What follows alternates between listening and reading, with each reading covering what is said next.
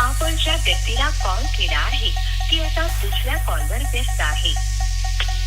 Hello, कुणाला बोलत होती ग? काय रे तुझी कटकट? जेव्हा बघल तेव्हा नुसता संशयच घेत असतो माझ्यावर. विश्वास नसेल ना तर आजपासून मला फोन करायचा नाही. जा बाळा, तुला आजपासून माझा त्रास नाही होणार.